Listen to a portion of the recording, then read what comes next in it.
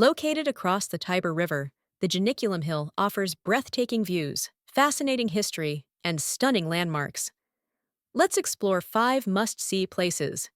Start your Janiculum exploration with the Church of S.Pietro in Montorio. Built in the 9th century on the site believed to be where S.Peter was crucified, the church was renovated in the late 15th century for Spain's royal family.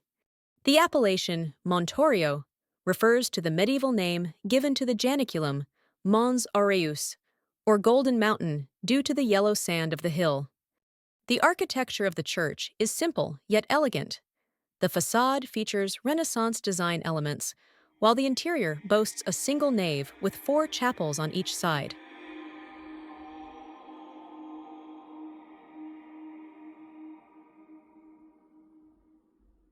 Admire the art treasures in the church. The first chapel on the right contains Sebastiano del Piombo's The Scourging of Christ, a masterpiece likely inspired by Michelangelo and the Transfiguration. The second chapel on the left is Bernini's splendidly designed Raimondi Chapel. Tucked within the courtyard of S.Pietro in Montorio, the Tempietto del Bramante is an architectural masterpiece. Commissioned by the Spanish royal family in the early 16th century, it represents the pinnacle of Renaissance design. The small circular temple is surrounded by 16 granite columns, crowned by a frieze and balustrade. The building is finished with a concrete dome on top of a tambour decorated with pilasters. The interior is a single room and features an altar and a statue of St. Peter. Along the walls are niches with statues of the evangelists. The temple's harmonious proportions make it feel more like a sculptural work of art than a building. For a step into Rome's fight to become the capital of Italy, visit the Garibaldino Ossuary Mausoleum. This solemn site honors those who gave their lives for Rome in the battles fought between 1849 and 1870. The building consists of a travertine portico with an altar carved from North Italian red granite and decorated with allegorical figures of ancient themes, such as the she-wolf, the imperial eagle, shields, and swords. At the corners of the portico stand travertine pedestals, commemorating the most significant battles and supporting bronze braziers that are lit on official occasions. Beneath the portico lies a shrine engraved with the names of over 1,600 soldiers who died for Rome. At its heart rests the sarcophagus of Goffredo Mameli, the writer of Italy's national anthem. The Fontana dell'Acqua Paola is a grand Baroque fountain that marks the end of the restored Trajan aqueduct.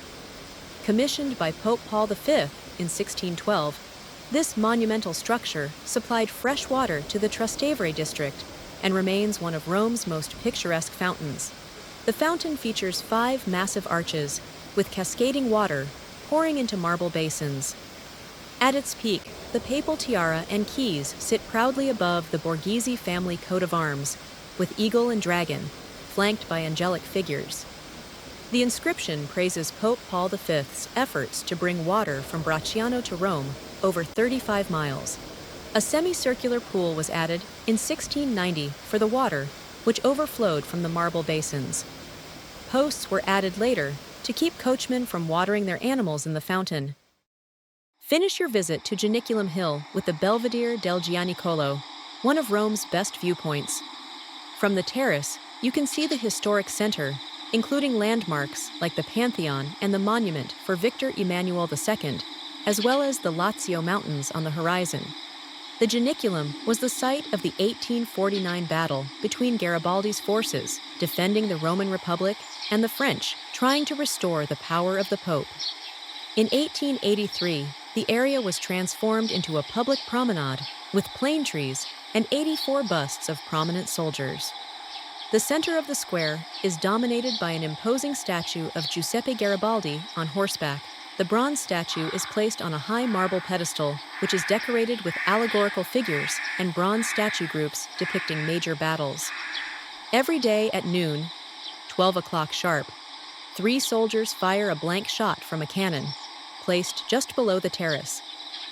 The tradition started in 1847 at Castel Sant'Angelo, as a time signal for the surrounding bell towers to start ringing.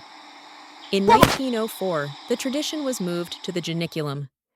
Thanks for joining us on this journey through Janiculum Hill. Like, subscribe, and comment below on which spot you're most excited to visit.